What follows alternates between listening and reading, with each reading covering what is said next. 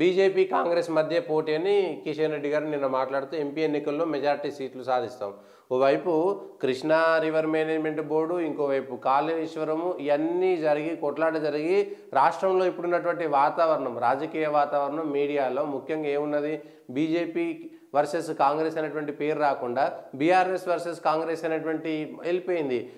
దాదాపుగా 50-60 రోజులు నిమ్మలంగా సైలెంట్గా ఉన్నటువంటి కేసీఆర్ ఒక్క బహిరంగ సభ పెట్టడం ద్వారా చుట్టూ అంటే కాంగ్రెస్ ఆయననే విమర్శించే విధంగా ఒకటి చేసి ప్రజలకు సంబంధించినటువంటి అంశంలో ప్రజలను తన వైపు ఆకర్షించుకునేందుకు ఆయన చేసినటువంటి ఎత్తుగడ అనేటువంటిది క్లియర్గా అర్థమవుతుంది కదా.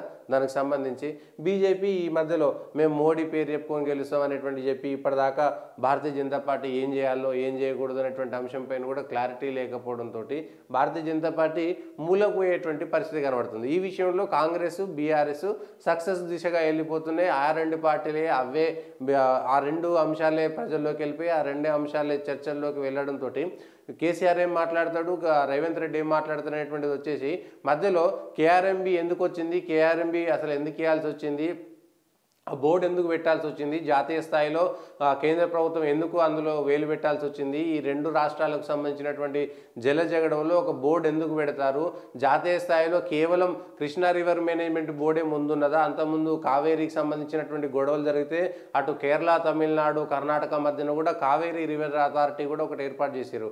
ఇట్లా దేశంలో రెండు రాష్ట్రాల మధ్య జరిగేటువంటి జల జగడంలో ఖచ్చితంగా కేంద్రానికి సంబంధించినటువంటి జలవనరుల శాఖ అందులో జోక్యం చేసుకుంటుంది. ఇది రాజ్యాంగబద్ధంగా ఏర్పడాల్సిందే. రెండు రాష్ట్రాలు కొట్లాడుకుంటే అది ఉద్రిక్త స్థాయిలోకి వెళ్ళేటకుండా ఉద్రిక్తతలు రేకెత్తకుండా ఆ నీళ్ల పంపిణీ అనేటువంటిది స్పష్టంగా కేంద్రం దగ్గరుండి రెండు రాష్ట్రాలను కూర్చోపెట్టి చేయాల్సినటువంటి పని. ఇంకా దరిద్రం ఏంటంటే రెండు రాష్ట్రాలు పక్కకు కలిసి కూర్చుంటే వాళ్ళే సెట్ చేసుకుంటారు, అయిపోతుంది. కేసీఆర్ ఉన్నప్పుడు ఎందుకు లొల్లి కాలేదంటే కేసీఆర్ చెప్పినట్టు జగన్ విన్నాడు, జగన్ చెప్పినట్టు కేసీఆర్ విన్నాడు, ఇద్దరి మధ్యన అవగాహన ఉన్నది కాబట్టి ఇబ్బంది లేదు. ఇప్పుడు జగన్ అందుకు ఒక అడుగు ముందుకేసేటువంటి ప్రయత్నం చేసి ఈ సెంటిమెంట్ తోటి అటు ఆంధ్రాలోను ఇటు తెలంగాణలోను ఒక సెంటిమెంట్ క్రియేట్ చేసేటువంటి పరిస్థితి మాత్రం వచ్చేసింది. తెలంగాణలో సహజంగా సెంటిమెంట్ వచ్చేస్తుంది.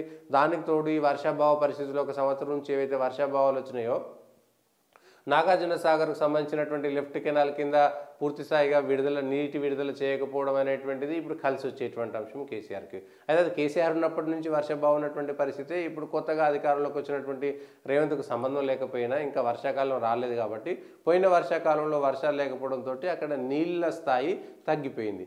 ఇది ఒక కారణం.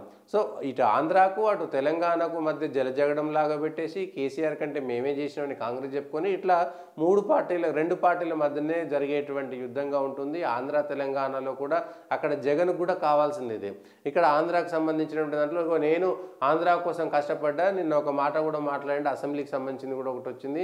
నేను కేసీఆర్ తోటి మాట్లాడినాను కాబట్టి నాకు నీళ్ళు వచ్చినాయి, నేను దగ్గరుండి చేసిన అట్లా కూడా ఆంధ్రాకు సంబంధించినటువంటి అంశంలో జగన్ ఛాంపియన్గా పోతున్నాడు. కానీ తెలంగాణకు సంబంధించి కేసీఆర్ జగన్ చెప్పింది విను, కేసీఆర్ ఉన్నప్పుడు రాయలసీమకు నీళ్ళు వదిలిపెట్టింది కేసీఆర్ అనేటువంటి విషయాన్ని స్పష్టంగా ఇప్పుడున్నటువంటి దాంట్లో అర్థం చేసుకోండి. అంటే ఎట్లా జరిగినా కూడా తెలంగాణలో పార్లమెంటు ఎన్నికల దృష్ట్యానే ఇది జరుగుతున్నది. రేపు ఆ తర్వాత జరిగేటువంటి స్థానిక సంస్థల ఎన్నికల్లో ఇంత ప్రభావం చూపించి ఉండదు. ఎందుకంటే మంత్రులు, మినిస్టర్లు, సీఎంలు వాళ్ళు స్థానికంగా ఉండేటువంటి జెడ్పీటీసీ, ఎంపీటీసీలకు, సర్పంచ్లకు వాళ్ళు ప్రచారానికి వెళ్ళరు. పార్లమెంటుకు ఖచ్చితంగా వెళ్ళాల్సినటువంటి పరిస్థితి ఉంటుంది. కాబట్టి ఇది రెండు ఏదో పిల్లి పోరు పిట్ట తీర్చినట్టుగా దీనికి సంబంధించినటువంటి దాంట్లో కాంగ్రెస్ టీఆర్ఎస్ కొట్లాడుకుంటే భారతీయ జనతా పార్టీ ఊరికే చూడాల్సినటువంటి పరిస్థితి మాత్రం వచ్చింది.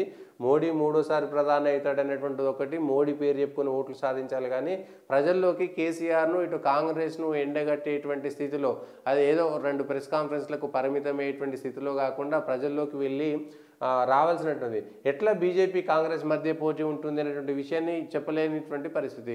ఓవైపు కేసీఆర్ తుంటి ఎముక ఇరిగిపోయినటువంటి వ్యక్తి కూడా వచ్చి బయటకు వచ్చి సభలు పెట్టేటువంటి స్థితిలోకి వస్తే భారతీయ జనతా పార్టీ మాత్రం వెనక్కిపోయేటువంటి పరిస్థితి కనబడుతుంది.